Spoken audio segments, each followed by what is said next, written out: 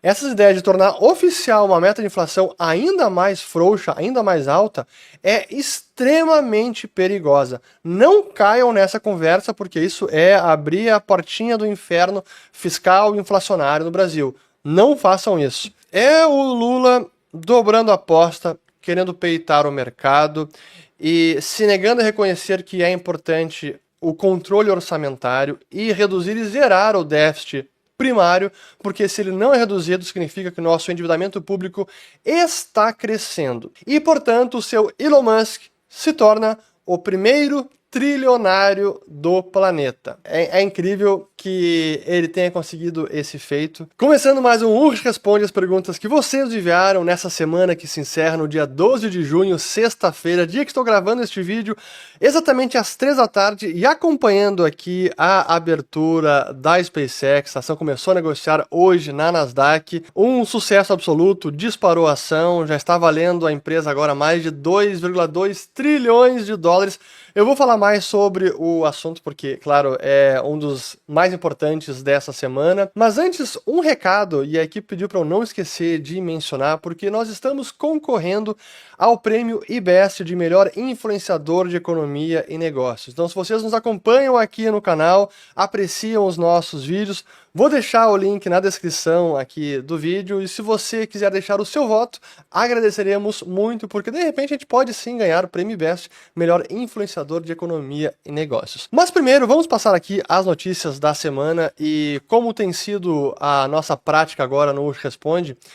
Falando primeiro de Brasil, depois mundo, geopolítica, mercados, investimentos, tecnologia, um pouco de tudo que movimentou e que, segundo a minha opinião, merece comentários. Pois, falando de Brasil, não temos muitas notícias positivas, a culpa não é minha, é Brasil, mas teve um comentário do Lula que eu preciso destacar, que foi na reunião do Conselhão, que ele disse o seguinte, né, que déficit de 0,2% do PIB não vai fazer o mundo cair. Então, subestimando o poder destrutivo da irresponsabilidade fiscal.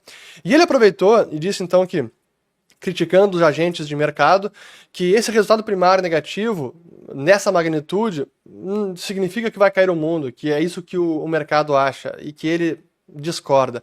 Mas acrescentou o seguinte, ó, abre aspas, déficit de 0,20% ou 0,15%, enquanto nos Estados Unidos a dívida pública externa deles é de 120% do PIB, na Itália é quase 200%, no Japão é quase 300%, ou seja, isso não abala o país. Aqui nós vivemos por conta disso e muitas vezes não se preocupam com o avanço que a sociedade brasileira está tendo. Fecha aspas, disse ele nessa reunião do Conselhão. Por que eu preciso comentar isso? Porque é o Lula dobrando a aposta, querendo peitar o mercado e se negando a reconhecer que é importante o controle orçamentário e reduzir e zerar o déficit primário, porque se ele não é reduzido, significa que o nosso endividamento público está crescendo. E ao contrário daqueles países que já são países ricos, nós não somos, aqui a nossa dívida é muito mais curta do que a desses países. Aqui a nossa dívida, por mais que seja 90% do PIB, o cálculo real, e não os 80% que exclui os títulos na carteira do Bacen, então o nosso aqui é 90% o nível de dívida PIB, o prazo médio de vencimento é muito mais curto, então a gente tem que rolar muito mais dívida todo ano, mais do que esses países. Além disso, a dívida é muito indexada. Enquanto esses países conseguem colocar no mercado porque os poupadores aceitam financiar o déficit com dívida pré-fixada, que traz muito mais tranquilidade para o Tesouro se financiar, aqui no Brasil, metade da dívida é indexada à taxa Selic. Um terço indexado à inflação, e apenas o restante é pré-fixado. Nesses países é 95% pré-fixado. Isso traz muito mais tranquilidade na hora de rolar a dívida pública. Nós não temos esse luxo aqui por décadas de desordem fiscal e irresponsabilidade e que este governo está perpetuando e continua subestimando esse problema e querendo peitar o mercado. E é por isso que a gente viu nessa semana a curva de juros aqui abrir. NTNB 2032 chegou acho que quase 8,40%. O Tesouro Pré chegou a 15%, o Tesouro era 29%, 14,7%. Porque o mercado está exigindo isso. E o mercado, como sempre eu faço questão de dizer, não é alguns mal intencionados e malvados da Faria Lima. Não, é o mercado como um todo. São investidores poupadores, é pessoa física, é seguradoras, fundos de pensão, são os bancos, fundos de investimentos. Todo mundo está vendo a situação e percebe que não há seriedade para realmente controlar o gasto. E dizer que a sociedade brasileira está avançando com um endividamento público que não para de crescer, isso não é um avanço real e não é um avanço sustentável. É como dizer que uma família está muito bem de vida porque mudou de casa, está numa casa maior, está agora com 2, 3 carros importados, está viajando para o exterior, os filhos estão nos melhores colégios privados, mas o pai da família, os pais estão fazendo isso, botando tudo no cartão de crédito, se endividando com o banco, se endividando com familiares. Isso não é um padrão de vida sustentável, assim como o padrão de vida da sociedade brasileira não é sustentável se o modelo do governo é baseado em gasto público, déficit fiscal e endividamento crescente. A conta está chegando via inflação, via mais impostos. E falando de inflação, a gente teve nessa semana a divulgação, aliás, foi hoje de manhã, a divulgação do IPCA, que veio em 0,58%, ainda muito alta, e pela primeira vez desde novembro do ano passado, que a inflação volta a ultrapassar o limite superior da meta de inflação, agora então em 4,72%. E essa inflação nesse patamar tem tanto impacto recente do petróleo, combustíveis, felizmente está cedendo agora nessa semana, já vou falar sobre isso, e também a pressão do déficit fiscal, que é inflacionário. E quanto maior o déficit primário, mais inflacionário ele é para a nossa economia. E aí o Banco Central não tem muitas armas. E é por isso que eu também sou crítico da política de grande aperto monetário pelo Banco Central, de manter a Selic acima de 14%, nem deveria ter chegado nesse patamar, porque ela já é, em larga medida, inócua. É incapaz de realmente frear a inflação, tanto porque parte disso é por conta do déficit fiscal, e porque parte vem num choque de petróleo, que a ferramenta juros tem pouquíssimo impacto. Só que agora, por conta das expectativas também, daquilo que o Banco Central vem comunicando, o que antes o mercado precificava queda de Selic na próxima reunião, agora de quarta-feira, 17 de junho, já é uma expectativa de manutenção de juros em 14,5%, e que estava com a maior probabilidade até agora, quarta-feira, 10 de junho, e aí no dia seguinte a probabilidade voltou a subir de redução. Ainda cenário incerto, mostra a volatilidade e a incerteza do mercado e do próprio Banco Central, mas 14,5% é muita coisa. E trazendo o cenário eleitoral, que ajuda a preocupar tudo isso, tivemos uma pesquisa divulgada da Genial Quest. Eu não vou repassar toda ela aqui, mas vale a gente destacar que no slide 20, que mostra a intenção de voto para presidente, posicionamento político, e os independentes votando mais em Lula do que Flávio e outros candidatos. Então, aí está sendo travada a batalha para ver quem levará essa inflação. Quem conseguir levar os independentes e tanto a esquerda ou a direita não bolsonarista e não lulista, talvez tenha mais chance. Mas neste momento, Lula segue como favorito. No Polymarket também subiu aqui nas intenções de voto. Por mais que o Renan Santos tenha crescido nesses últimos dias, ainda bem abaixo do Flávio Bolsonaro e muito mais do que o Luiz Inácio Lula da Silva, que continua na liderança. Para encerrar aqui Brasil, eu preciso destacar esta fala aqui do Ricardo Lacerda, fundador e CEO da BR Partners, e vou colocar aqui e vocês acompanhem comigo. Vamos lá. Eu acho que uma eventual vitória do Flávio Bolsonaro pode trazer problemas institucionais muito grandes, que nós não teríamos com o presidente Lula. O presidente Lula todo mundo já conhece, o presidente Lula já foi presidente aí 3 vezes, já entrou, saiu, tal. Ninguém acha que o presidente Lula vai dar golpe ou vai fazer coisas que podem atentar contra a democracia. Já do lado do Flávio Bolsonaro é um pouco mais incerto, porque ele vai ter o pai dele na prisão, querendo sair, brigando com o Supremo, não sei se o Supremo vai permitir, não vai permitir, talvez ele fale que ele vai querer mandar. Então, aí eu acho que aquilo que pode, digamos assim, ser um pouquinho melhor do lado da economia, pode ser também muito pior do lado institucional. Então, eu acho que é isso que a gente vai ter que observar nessa questão das próximas eleições. Pois é. O que eu vou comentar, né? Felizmente, este pensamento não é unanimidade na Faria Lima, no mercado financeiro, mas ele sim acontece. E é impressionante como subestimam, quando não ignoram, o poder destrutivo do atual governo, do presidente Lula, e a ficção que é a economia brasileira neste momento, com todos os pilares aí sendo dilapidados, cara. Controle fiscal, inflação, é complicado demais. Mas vamos avançar aqui. Eu queria...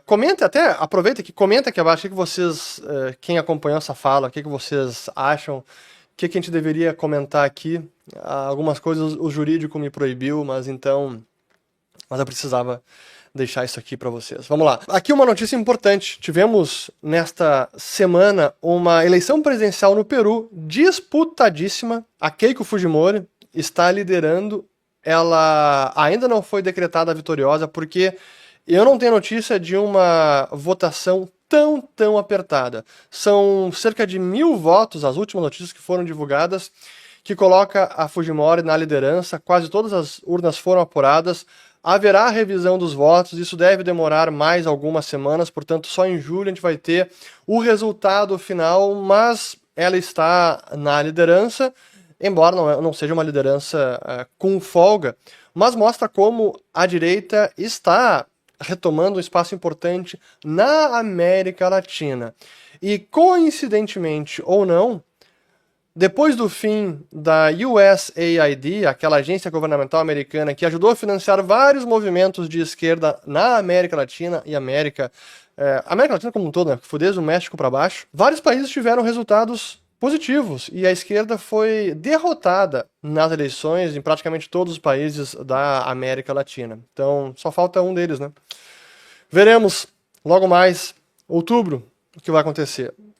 Boa, vamos agora falar de mundo, geopolítica, o vai e vem dos tweets do Trump, do que está acontecendo com a guerra, isso continua, e eu guardar posicionamentos mais oficiais de partes mais neutras, e talvez até mesmo do Irã, mas ideal, partes neutras, e a notícia mais alentadora que tivemos nessa semana, até aqui de sexta-feira, o primeiro-ministro do Paquistão, o Sharif, dizendo, entre aspas, que um acordo de paz final e que teve um texto concordado entre as partes foi alcançado entre o Irã e os Estados Unidos. E que a paz nunca esteve tão próxima como está agora. Espero que seja verdade.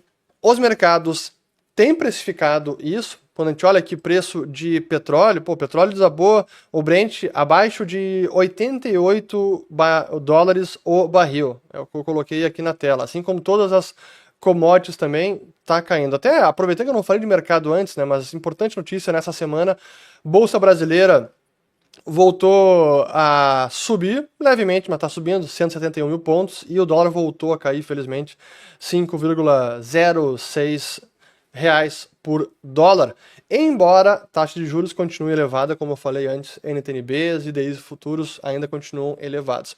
Mas voltando aqui então, essa notícia de guerra. E, por sinal, quando a gente fala de petróleo também, eu já comentei para vocês este comentarista da Bloomberg, o Javier Blas, que eu considero um dos melhores, e ele tem monitorado muito de perto o trânsito de petroleiros e que tem sim saído alguns cargueiros do Estreito de Hormuz, inclusive dos Emirados Árabes Unidos, aqui pela empresa ADNOC, que é Abu Dhabi National Oil Company, assim como o Kuwait também estaria vendendo petróleo pela primeira vez desde o começo da guerra, e o Kuwait foi um dos países mais afetados, porque ele praticamente não tem nenhuma rota de saída alternativa, precisa passar pelo estreito, assim como o Iraque, mas é notícia também que traz um pouco de otimismo com o fim da guerra e com o fim do choque de petróleo. Mas tudo, como sempre, quando se fala de guerra no Irã, ainda é incerto se teremos um acordo duradouro, mas parece que está chegando cada vez mais próximo. E aí, falando de mundo e o que tivemos de inflação divulgada no Brasil, também tivemos a inflação divulgada nos Estados Unidos, que veio um pouco mais alta, assim, neste mês de maio, menos do que foi abril, mas ainda assim 0,5% foi a inflação cheia, e que leva a inflação americana para 4,2% ao ano. Mais do que o dobro, que é a meta do Fed. Por isso que na próxima reunião, agora da semana que vem, que teremos a primeira presidida pelo Kevin Warsh, o Comitê de Política Monetária americano agora terá o novo presidente do Fed no comando. Vai ser interessante ver a decisão e a sua coletiva depois. Eu quero ver como é que ele vai se comportar e quais serão as suas declarações mais impactantes. Mas mostra que a questão inflacionária agora volta a ser mundial e também preocupa Estados Unidos e preocupa a própria eleição de meio termo do Trump agora, que ocorre no final do ano, em novembro, né, para o Congresso.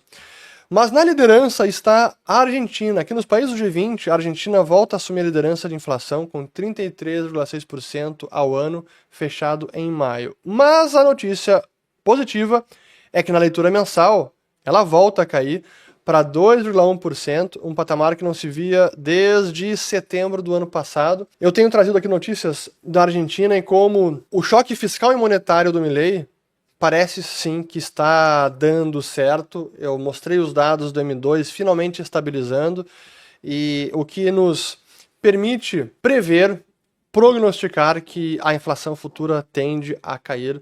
Então, notícias positivas dos nossos vizinhos aqui, hermanos. E aqui de finanças globais, achei importante destacar como os governos, especialmente do G10, estão emitindo dívida, vendendo então títulos soberanos num ritmo recorde, à medida que o gasto também está aumentando. E assim, só para relembrar da fala do Lula que eu comentei anteriormente, essa dinâmica dos países desenvolvidos também não deve ser emulada. Isso é ruim para esses países, não é uma situação boa. Então não deve ser inspiração para o nosso governo se endividar mais ainda. Isso é um mau exemplo e não um bom exemplo, e esses países ainda são ricos apesar dessa gastança pública e não por causa dela. É importante entender a relação correta de causa e efeito. Mas como a gente pode ver, em 2026 é emissão recorde de dívida, mais de quase 504 bilhões, meio trilhão de dólares de dívida sendo emitida pelos países, liderando aqui Itália e Reino Unido.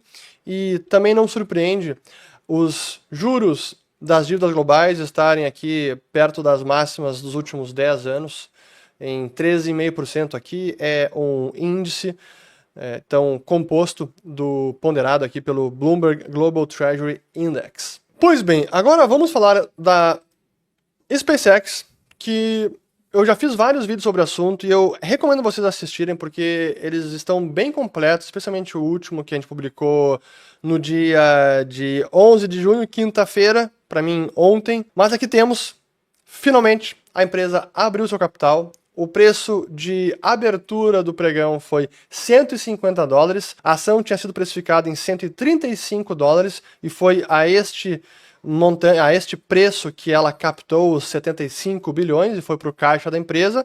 Mas assim começa a negociar no mercado, aí depende de oferta e demanda e a euforia dos investidores. E de fato, a ação chegou a disparar para quase 178, deixa eu ver aqui a máxima, exatamente, 177 quase.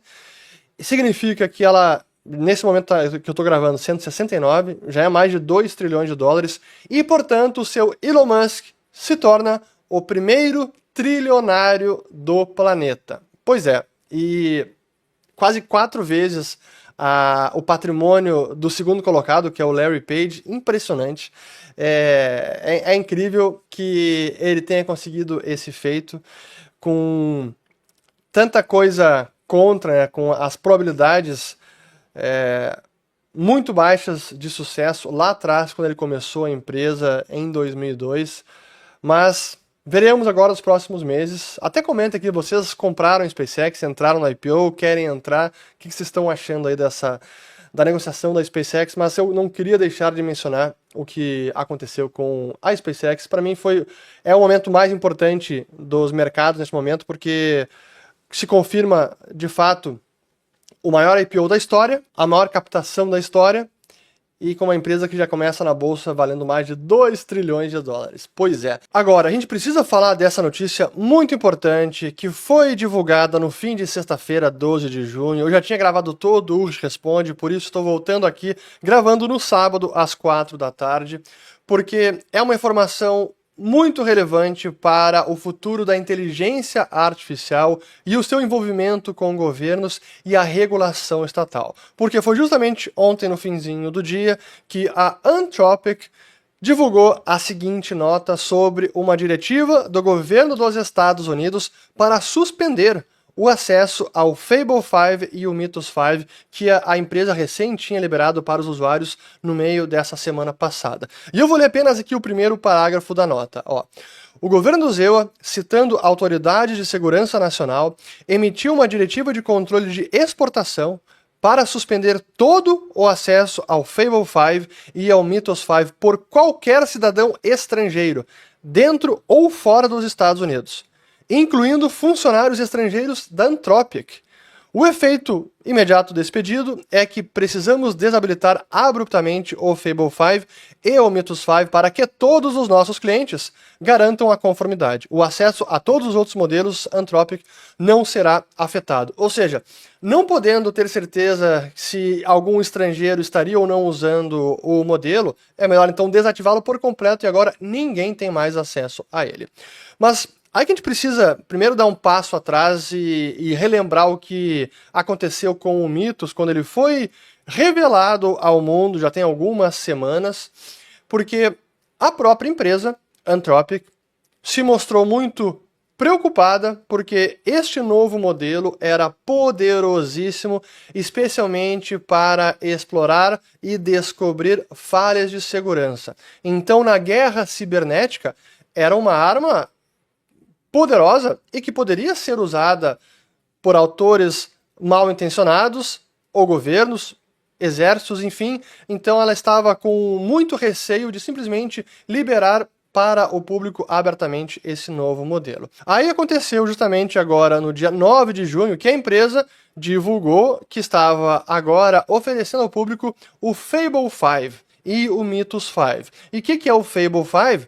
É o Mythos 5, mas um Mythos mais delimitado e disponível, então, para o uso geral. Então é um Mythos, mas com muito mais salvaguardas, muito mais guarda-corpos, né, os guardrails, para que o seu uso não seja extrapolado para fins de ataques cibernéticos ou explorar falhas de segurança em software e em sistemas críticos. Então foi uma forma de mostrar para o mundo, está aqui o modelo novo, realmente é impressionante, mas ele deve ser usado com muito cuidado e a gente não vai liberar acesso a ele para qualquer aplicação.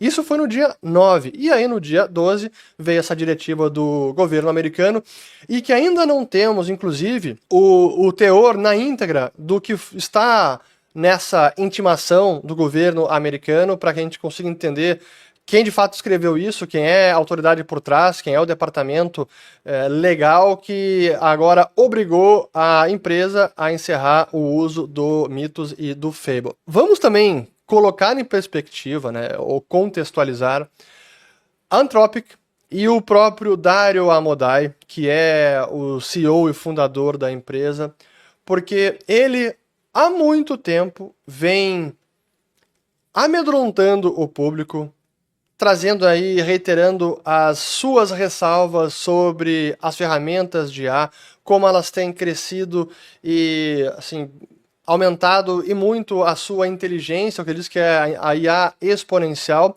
e que isso representa um perigo para a humanidade.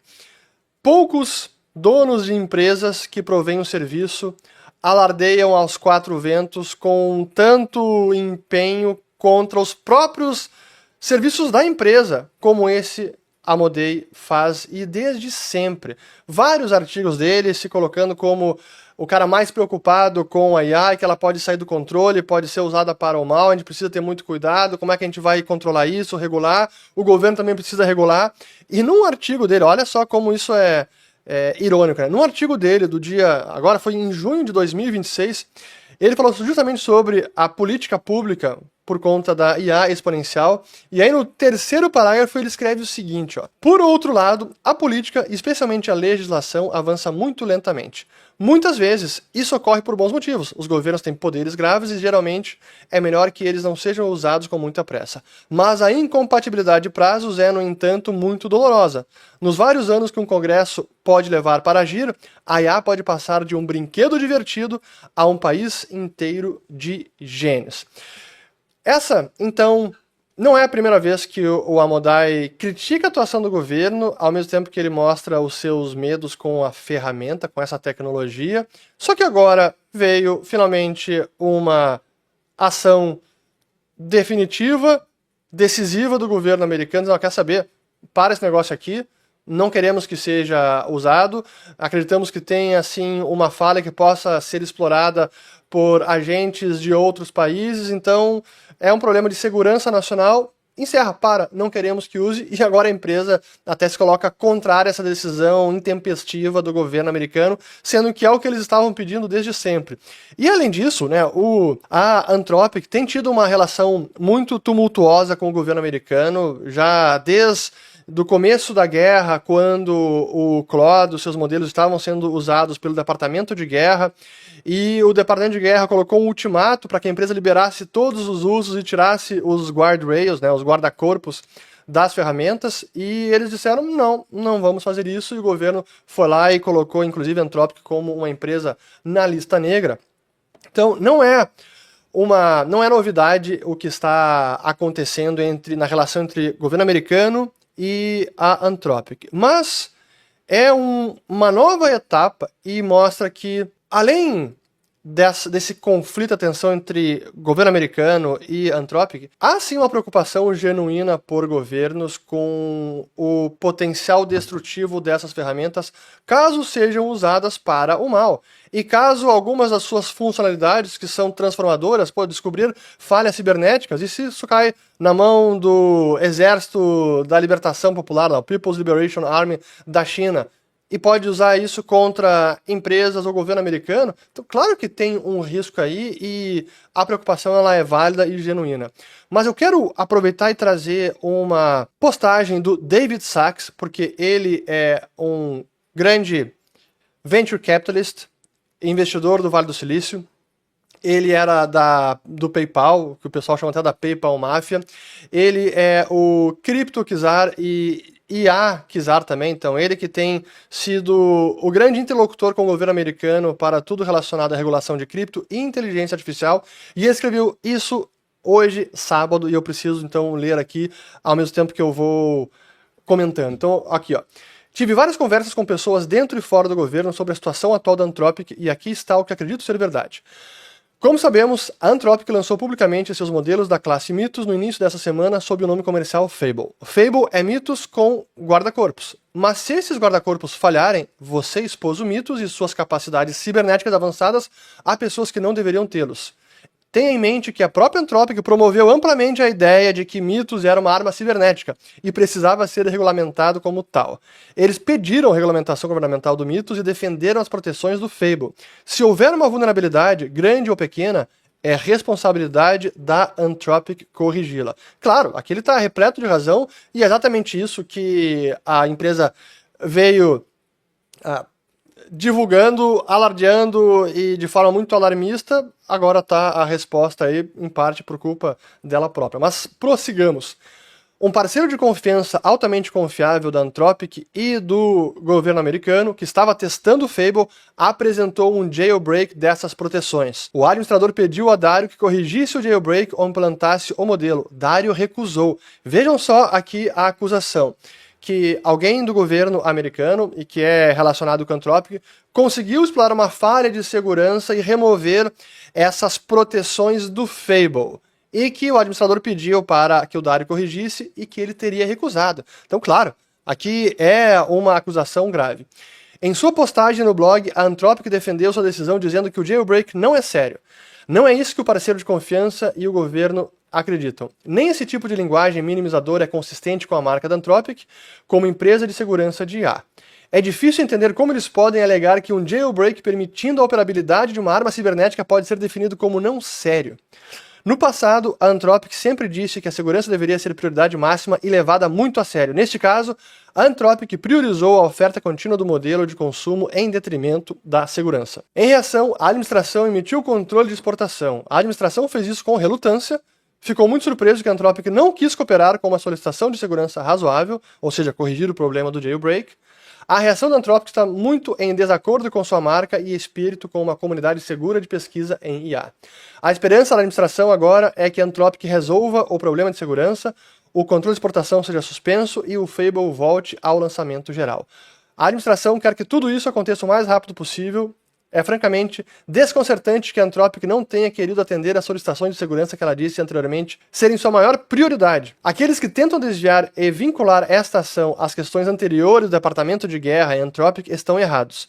A administração valoriza as capacidades técnicas da Anthropic e acredita que esse problema, embora sério, deve ser facilmente resolvido. A bola está na quadra da Anthropic. Então aqui o governo americano, com o porta-voz David Sachs, dizendo que é um problema mais pontual e de insolência do próprio Amodei não querer corrigir um problema agora com o Fable. Mas as lições deste episódio, acho que são consequências importantes daqui para frente, é que de fato o IA é uma tecnologia revolucionária, poderosíssima, transformadora e pode também ser usada para o mal, pode ser usada como uma arma limitada. E talvez agora isso seja algo muito pontual, mas talvez no futuro, com uma briga maior entre países e que a tecnologia se revele ainda mais perigosa, até no campo de batalha cibernético, talvez sim essas empresas e os seus modelos, os seus softwares, sejam bloqueados para exportação, como a própria criptografia foi durante muito tempo. Porque a criptografia é uma arma de defesa e até meados da década de 90 era proibida exportar a criptografia dos Estados Unidos. Era proibido. Isso foi uma batalha travada no Congresso americano. Talvez seja um prelúdio do que pode acontecer nos meses e anos futuros acerca da IA e a sua relação com governos e países e na geopolítica mundial. E para trazer ainda mais polêmica para essa situação, supostamente a própria Amazon, por meio do seu CEO, o Andy Jassy, teria revelado essas falhas de segurança à administração Trump, sendo que a Amazon é uma das maiores investidoras da Anthropic. Agora vamos seguir com o restante aqui do Ulrich Responde. Orange BTC, empresa da qual sou sócio investidor e conselheiro, e eu preciso comentar com vocês, porque, olha, até eu vou ler aqui o tweet, ó. Nessa Copa, a Orange BTC vai comprar um Bitcoin para cada gol do Brasil. E se nós tivéssemos comprado um Bitcoin a cada gol do Brasil desde 2010, foram 36 gols nas últimas 4 Copas. 9 em 2010, 11 em 2014, 8 em 2018 e 8 em 2022. Comprando um BTC por gol ao preço de cada época, considerando $1 por BTC em 2010 e cerca de 560, 6.800 e 17.000 nas Copas seguintes, o investimento total seria de aproximadamente 197 mil por 36 Bitcoins. Hoje, por volta de 63 mil cada, esses mesmos 36 BTC valeriam cerca de 2,3 milhões de dólares.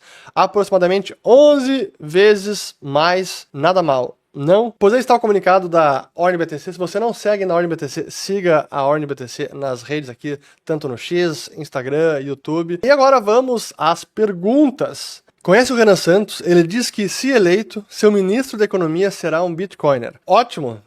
Não sabia dessa fala dele e imagino que ele seja alguém que veja com bons olhos o Bitcoin, como é o Zema também. O Caiado, não sei se ele tem alguma visão sobre isso, o Flávio Bolsonaro também não sei, mas normalmente o pessoal mais jovem consegue entender melhor o Bitcoin, o seu propósito, porque um ativo neutro apolítico não inflacionário é fundamental para o mundo moderno, para a era digital. Então seria bacana se o futuro ministro da Economia fosse um Bitcoiner. Renan Santos pode ser a terceira via. Interessantes propostas. Pois é, realmente a presença digital do Renan Santos é excelente. E eu tenho visto como ele está ganhando cada vez mais notoriedade. Ele tem subido nas pesquisas, ele tem ficado mais conhecido. E porque, assim, ele é o que tem menos a perder nesse momento, assim, dentre os candidatos. E ele está com uma estratégia para ganhar mais visibilidade, muito boa. Ele tem uma ótima oratória, é um cara muito articulado. Concordo, acho que com várias das suas propostas, se não com a totalidade. E, cara, ele realmente, ele fala muito bem, ele convence, ele tá batendo em todo mundo, talvez até batendo demais em todos os outros candidatos. Batendo demais, eu digo, depois, vá que ele vá para o segundo turno. Aí quando ele começa a crescer a probabilidade de ter alguma chance, talvez ele precise fazer alguma aliança, ou precisar de... Seria bom ter outros candidatos apoiando ele numa eventual eleição de segundo turno. Mas enfim, pode ser terceira via. Hoje me parece pouco provável, mas prefiro o Renan Santos do que o que temos aí hoje no governo. Se a bolha de inteligência artificial estourar, acha que o dólar dispara ou despenca? Qualquer estouro de bolha, especialmente uma desse tamanho, que eu entendo que arrastaria todo o mercado junto, demais ativos, ouro, Bitcoin, dívida soberana, significaria também uma busca por liquidez. Mercado desovando os outros ativos para buscar mais liquidez, dólar, caixa. E aí dólar subiria, é a minha expectativa. Pessoas demitidas que não conseguem recolocação precisam incluir curso de IA no currículo? Não, precisam aprender IA. Precisam saber usar essas ferramentas porque já é quase que pré-condição para qualquer atividade, qualquer profissão. É médico, é dentista, é arquiteto, é engenheiro, é economista, é assessor de investimento, é advogado. Qualquer profissão hoje precisa usar essas ferramentas. Quem não souber, quem não estiver familiarizado, vai ficar para trás e não adianta colocar no currículo porque vai chegar no dia do trabalho, vai precisar usar e não vai saber. Cansado de tanta notícia ruim, acaba a guerra, continua a guerra, desliga a internet, desliga redes sociais, desliga aí a TV. Cara, eu digo, eu sempre afirmo aqui que é preciso ter muita serenidade e estrutura emocional para acompanhar as notícias, conseguir filtrar o que é sinal, o que é apenas ruído, e ao mesmo tempo não se deixar abalar, porque, cara, na era da internet a gente é bombardeado o tempo todo por tudo que é tipo de notícia. Então, pega o X, começa a rodar o X aqui, a fazer o rolar para baixo, vai do jogo da Copa a guerra no Irã, o genocídio não sei onde, um terremoto ali, aí a foto do famoso... É uma loucura, assim, o nosso cérebro não está preparado para absorver tanta notícia, de tanta variedade e muitas vezes de tanta desgraça. Então, às vezes vale a pena desligar das redes, desligar da TV e tudo mais, sabe? Melhor, traz um pouco aí de sanidade mental. Pode fazer um novo vídeo atualizando aquele que foi feito no ano passado sobre os riscos da MicroStrategy, o MSTR, risco de espiral de queda ou de perda definitiva de valor, pensando em trocar EBIT por MSTR. Vamos lá, eu comentei sobre o que o Saylor fez nessas últimas semanas e felizmente ele começou a recompor o caixa necessário para fazer frente aos pagamentos de dividendos das suas ações preferenciais. Depois daquele vídeo que eu fiz sobre a Strategy, o Saylor mudou a sua metodologia de acumulação de bitcoins, passando a emitir exclusivamente ações preferenciais e depois, em especial, a Stretch, STRC, que paga dividendos mensais, e agora ele mudou inclusive para dividendos quinzenais. O que significa que ele precisa ter uma liquidez em dólares para fazer frente a essas obrigações. E o grande ruído que ele gerou nessas últimas semanas, quando ele vendeu bitcoins, 32 bitcoins, que é simbólico, como ele falou, foi apenas para inocular o mercado, para ensinar ao mercado que ele pode sim, sinalizar ao mercado que ele pode vender bitcoins. Qual foi o problema para mim principal? É que ao mesmo tempo ele amortizou antecipadamente uma das dívidas conversíveis que tinha um valor de face de 1,5 bilhão, e ele até conseguiu amortizar por 1,38 bilhão, então foi uma decisão sábia. Mas ele usou o dinheiro do caixa de dólares para fazer isso. Deveria ter utilizado novo dinheiro levantado vendendo MSTR ou novas preferenciais e aí amortiza aquela dívida. Mas ele não fez isso. Ele reduziu as reservas em dólares para apenas 6 meses de pagamentos de dividendos, e aí gerou esse ruído todo. Mas, de repente, em algum momento a gente faz um novo vídeo sobre a strategy. SpaceX é um cisne negro? É o início de um crash no mercado? Ou eu, pessoa física, não estou vendo? Cisne negro, por definição, não pode ser previsto. É uma novidade. Digamos, o Walmart decretar uma falência agora da noite para o dia seria um cisne negro por fraudes contábeis. Isso seria um cisne negro. Ou então, um conflito gigantesco. A Coreia do Norte, sei lá, lança uma bomba nuclear no Japão. Isso seria um cisne negro, né? Mas a SpaceX é um sintoma da euforia do mercado com inteligência artificial. Os próximos meses são importantes. Para mim, a ação hoje, que até, deixa eu voltar aqui que não acabou o dia, a ação continua em $169. Para mim, é um ótimo sinal de que a ação teve sucesso nessa captação, no IPO, e que a bolha de IA pode sim ser inflada por mais tempo e que esse negócio vai durar mais alguns meses, se não anos. Esse cenário, para mim, começa a ficar cada vez mais possível, se não provável. Mas veremos aí o que vai acontecer nas próximas semanas e meses. Não se esquecendo que a SpaceX, ela, por ser uma empresa que tem muitos acionistas e que vão poder vender as suas ações ao longo dos próximos meses, especialmente daqui 6 meses, ao longo dos próximos meses, em especial depois de 6 meses, a oferta de ações, o float total da empresa vai aumentando ao longo dos próximos meses. Começou muito baixo, ao redor de 5%, e vão sendo destravadas novas ações em que os insiders, acionistas, funcionários, podem vender as ações.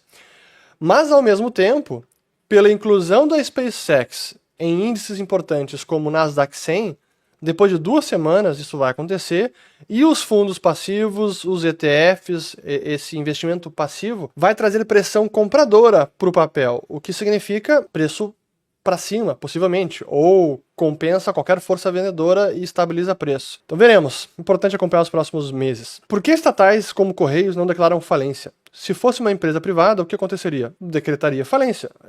Estatais não decretam falência porque você, pagador de imposto, está socorrendo sempre a estatal. Como a estatal pertence ao governo, o governo vai lá, coloca mais dinheiro, tira dinheiro do nosso bolso e coloca dinheiro na estatal. Por isso que uma estatal não quebra. Mas claro que isso vai aprofundando o déficit do governo e aumenta a necessidade de se financiar no mercado.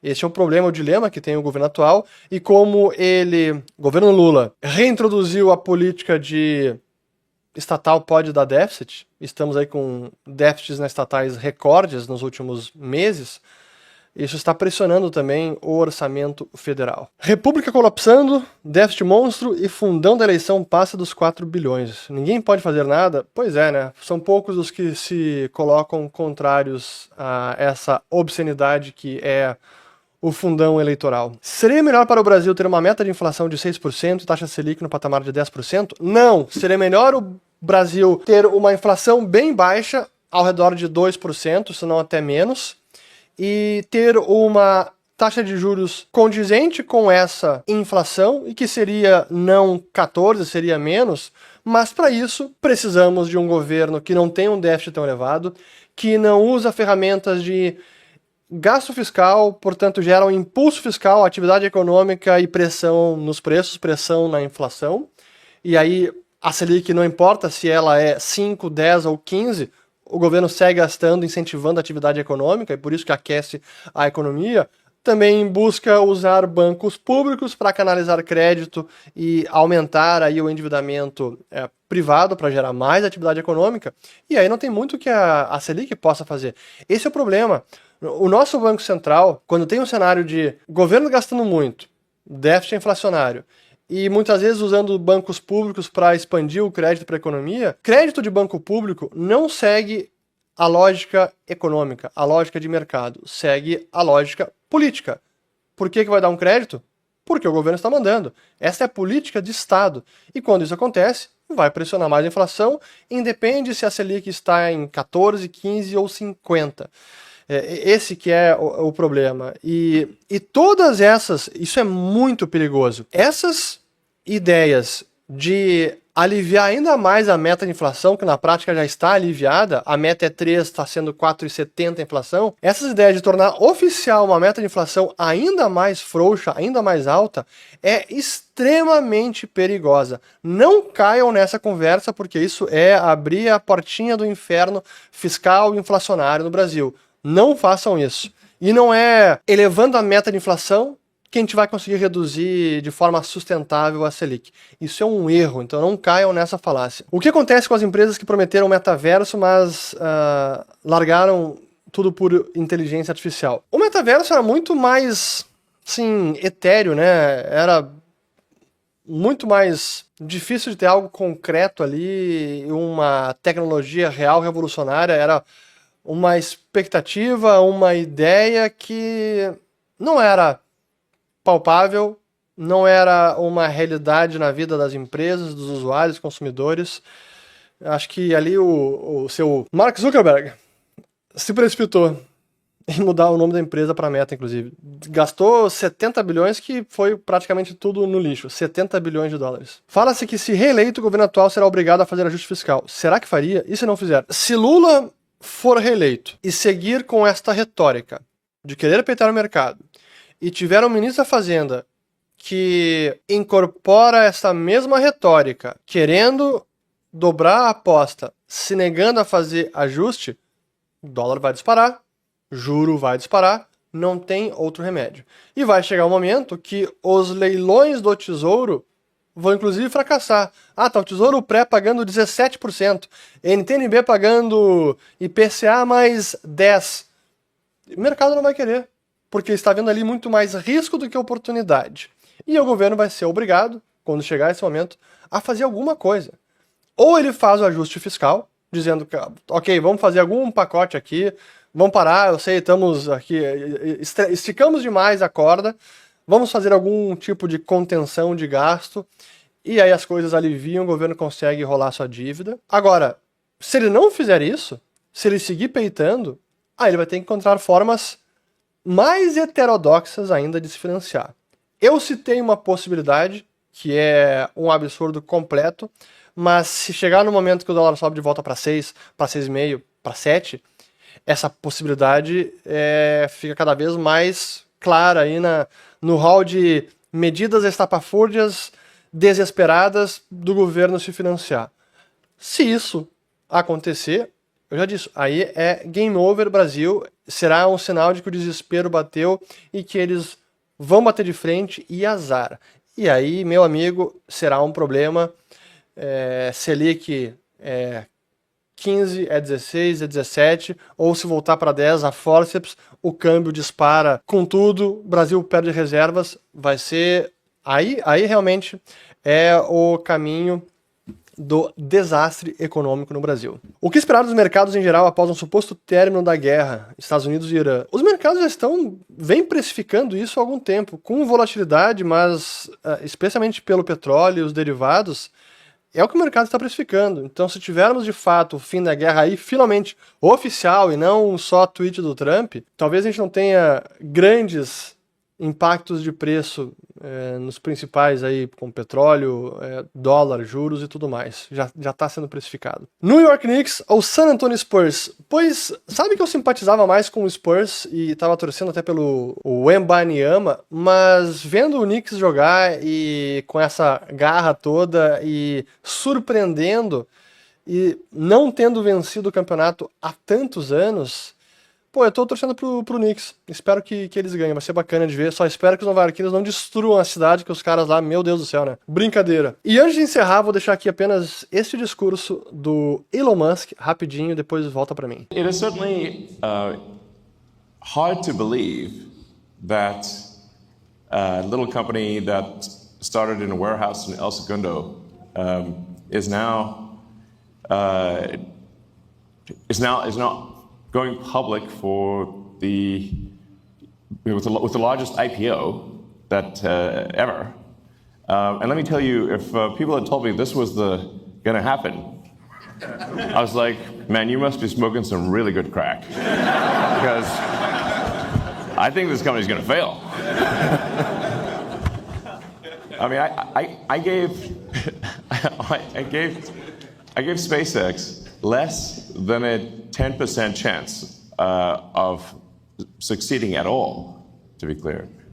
In fact, I told people this. I said, look, we're probably going to fail, but we should give it a try, because if we don't, if there's not a new company that enters space, we will never be a truly spacefaring civilization. While the other aerospace companies, they build good rockets and everything, they were simply not pursuing the technology that's necessary to make life multiplanetary, to make Star Trek, to make the exciting science fiction futures that we've read about real. And that's what SpaceX is all about, is to take the fiction out of science fiction. Pois esse foi o Elon Musk na abertura da Nasdaq, quando a SpaceX começou a ser negociada. Muito bacana. É demais ver um empreendedor visionário de sucesso, o homem mais rico do planeta, trilionário, e contra todas as probabilidades colocar de pé um negócio tão surreal como é a SpaceX. E eu reforço o que eu tenho dito, eu torço pelo Elon Musk, torço pelo sucesso das suas empreitadas, que são transformadoras para a história da civilização humana. Fico por aqui, espero que esse vídeo, compartilhem, se inscrevam no canal, ativem o sininho, espero que tenham lavado as louças e que o celular não tenha caído aí da janela para a pia. Desfrutem nesse domingo, sábado, com suas famílias, amigos. Valeu, pessoal, até o próximo.